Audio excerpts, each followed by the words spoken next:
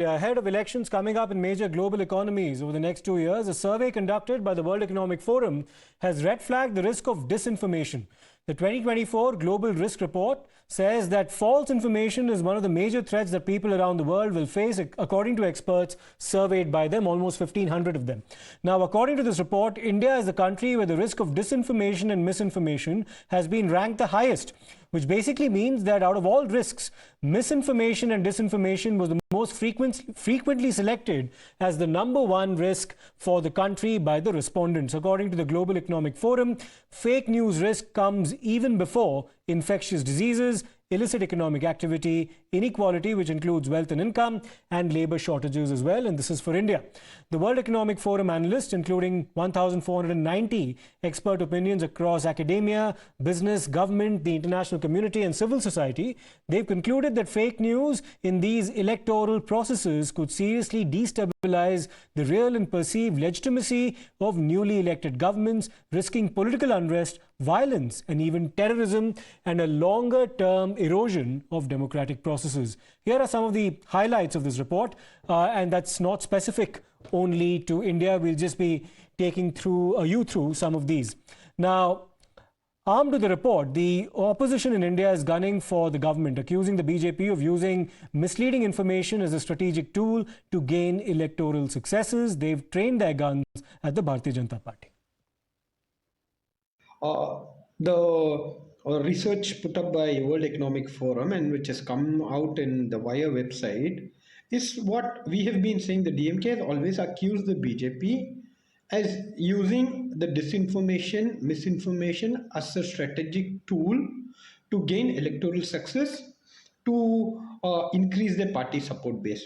What is more dangerous is that misinformation is being carried out by union cabinet ministers, state presidents of BJP, to an extent that the Tamil Nadu government is forced to start a fact-checking unit to do a rebuttal and bring out the actual news to the people of Tamil Nadu. So to speak about the contents of this particular report, I had an opportunity to speak to the Minister of State for Telecommunications and Information and Technology, Mr. Rajeev Chandrasekhar. Well, joining me right now is the Minister of State for Information Technology and Telecommunications, Mr. Rajeev Chandrasekhar. Good afternoon to you, sir. Thank you very much for speaking to Times Now. Thank you. So, Mr. Chandrasekhar, the World Economic Forum has released a report. It's called the Global Risks Report 2024, the 19th edition. It's the Insight Report.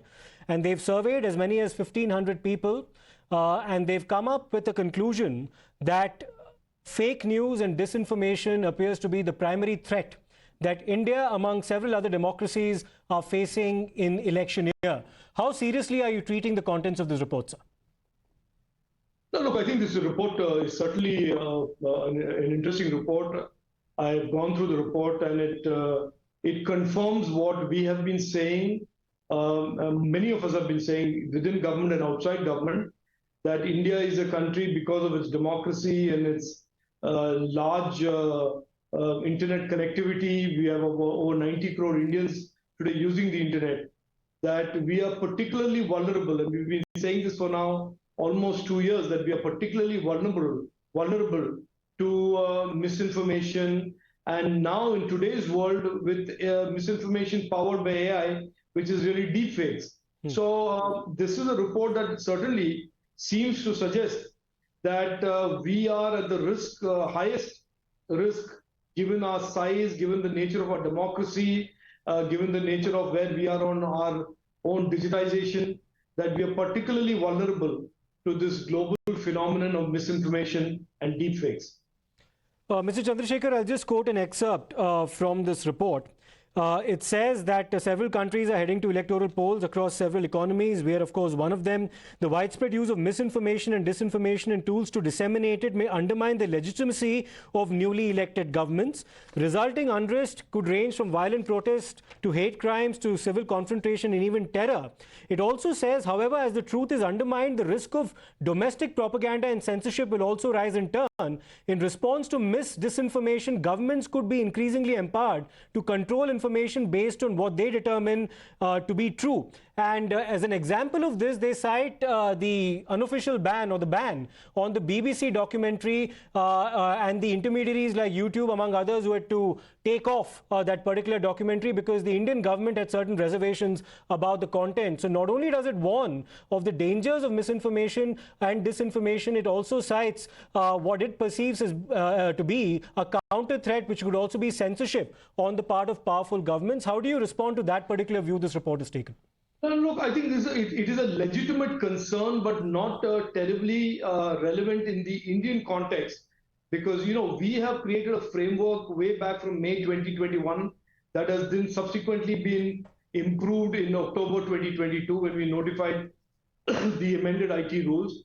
And we have said very clearly from the get-go that we do not want any platform to have the power to restrict the fundamental rights of Article 14, 19, and 21, or indeed any fundamental right granted to our Indian citizen under the Constitution. So government is a trustee of ensuring that the platforms do not censor, platforms do not restrict the rights that our Indian citizens have. At the same time, the government of India and our approach to this has been that we believe that there are about 10 to 11 types of content that are unlawful content. This is not to do with free speech alone. Child sexual abuse material, pedophilic material, material that is creating public order and incitement, material that goes to undermine national security. So there is a very limited list of content that we believe platforms are accountable not to have the users host because of the fact that these types of content violate existing laws in our criminal jurisprudence. So platforms don't overreach and create a situation where they are arbiters of free speech or arbiters of what is lawful and unlawful. At the same time, we have said that these are carefully listed out prohibited content areas, which includes, by the way, misinformation and deep fakes, because they fall afoul of the criminal law under section 469 in terms of forgery, section 177, and all of those other equivalents in the criminal law. So therefore, there is no possibility of the government of India overreaching, number one. Number two, India is a democracy and is very different from many other countries that practice censorship, because we have a process of law, we have the court system, and anybody, any citizen, anybody who's aggrieved by what they think is an overreach, either by the government or a platform, it has the ability to go to court and challenge it. You know that when we put out the IT, the rules, the notified IT rules in March 2023 with the fact check unit, that was immediately challenged in court. Correct. And the court is currently seized of that matter.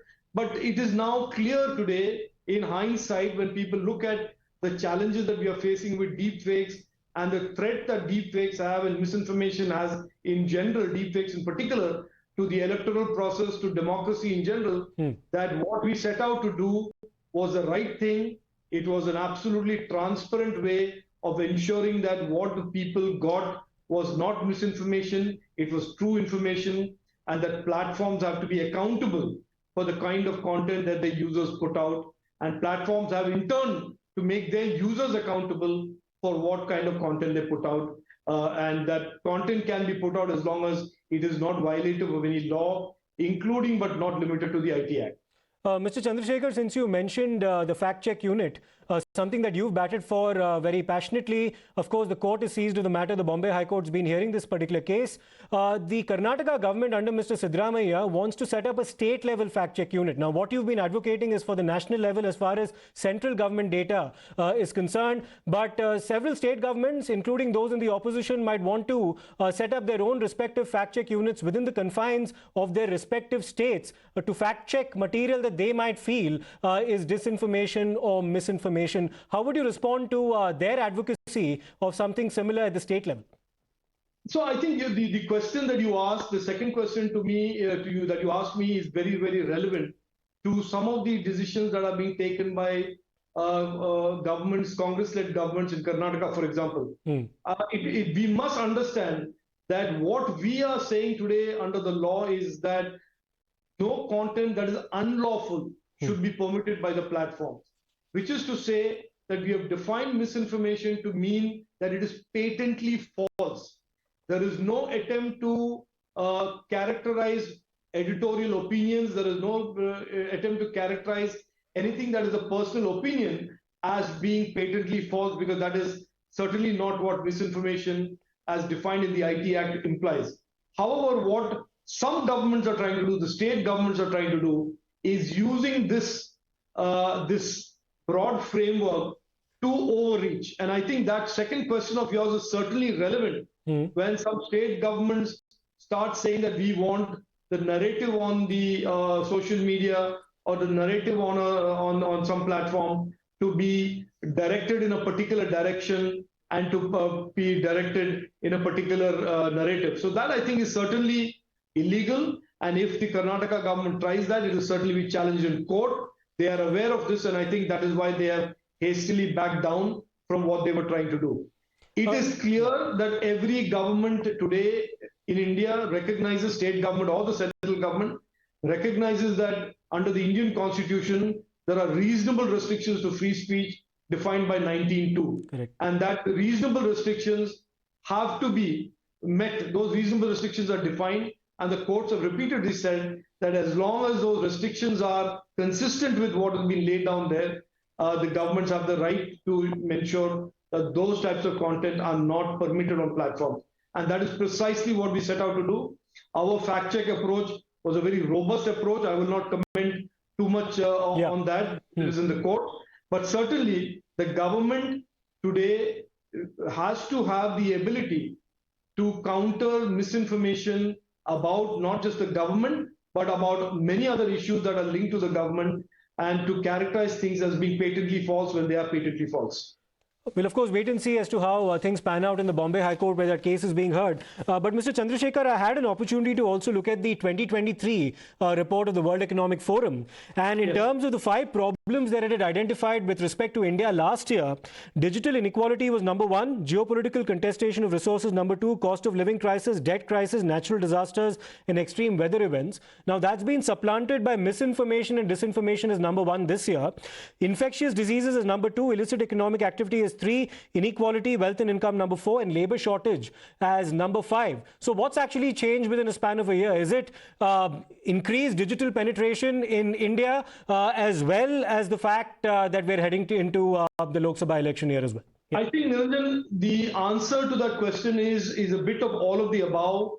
And the most important reason for this is probably a little bit of belated wisdom dawning on many of the countries around the world about the misuse of the internet to cause harm, to cause public order, especially misused by very, very concerted, coordinated cross-border state actors to undermine democracies and open societies and liberal societies.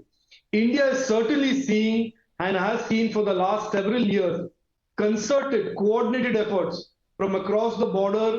And I don't have to mention names of countries and organizations, but we have seen that, we have evidence of that, that this type of misinformation, in a sense, originating from state actors or state-linked actors, has become a weaponized form of using the internet in this last several years. So I have a feeling that one of the reasons why the report classifies this as the biggest risk is that people have now come around to understand, like India, causing divisions amongst people, using misinformation and deepfakes to cause law and order issues. And certainly, if they had their wishes, these actors had their wishes, they would like to undermine the democratic process that India is so proud of and Indians are so proud of. So these are, in my opinion, the reasons why I think this is certainly surfaced as one of the big risks that the world needs to wake up to this problem, because while it is a bigger problem for large democracies like us, it will certainly come back and bite people on the backside of even smaller democracies, because the smaller the democracy, the easier it is to undermine with this type of misinformation and deep fakes to undermine the process. So my own view, Niranjan, I don't know how the World Economic Forum thinks and why they do what they do and when they say what they say, but I certainly believe that having attended a large number of conferences and seminars in the last 18 months, the world is now woken up to the fact that the internet and tech, as much as it means good, can also cause harm and disruption to people and countries like India. A final couple of questions, Mr. Chandrasekhar. What's your worst apprehension as far as the 2024 Lok Sabha elections are concerned on this entire deepfake issue? Because when the Sachin Tendulkar video that had appeared recently went viral, you did say that you will be bringing in a fairly tough law to deal with this entire menace of deepfakes. There's also a bit of relief at the fact that the person who had circulated the deepfake video involving Rashmika Mandana has been apprehended. But what kind of laws are you actually looking at introducing to ensure that this is not misused to sabotage the election process that will take place very shortly? So my deepest concern, to answer the first part of your question, is that there would be these concerted efforts of deepfakes and the platforms don't understand their accountability under the law, and the platforms don't do enough. So our focus as a government today is to ensure that the platforms that carry these type of misinformation, platforms that encourage or do not discourage their users from posting this kind of misinformation and deepfakes, are alerted to their legal liabilities under the law when they permit such activities to happen. We are notifying very shortly a new modified amended IT rules that will be a little bit more prescriptive than the April 23 IT rules. And this prescription will be targeted at platforms, increased accountability and increased liability insofar as these prohibited content on their platforms are concerned. So you will see shortly these IT rules being notified, and we hope we will work with these platforms in a cooperative partnership model to ensure that the internet in India remains safe and trusted, that content that people of India consume is safe and trusted and authentic content, and that there is no place on the Indian internet for inauthentic, unlawful content that is aimed at deliberately or accidentally undermining our democratic process and our elections.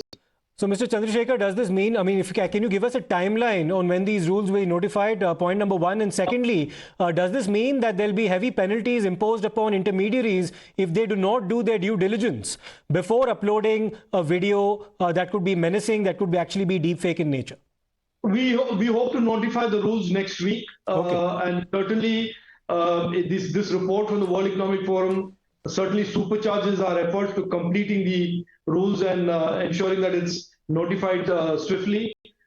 In terms of what the consequences under law will be, each of these violations, each of these prohibited content, if they are posted, the consequences under criminal law will be different. It could be imprisonment, it could be penalties, or both. And the consequences are derived from the consequences that have been put out in the criminal law that has been newly enacted by Parliament. So I am very confident that the platforms have understood the need to be absolutely compliant with the criminal law and the IT Act, and that with these newly notified rules, we will certainly make sure that users of these platforms understand fully well that these are not areas that they should get into, and that the consequences of this are significant.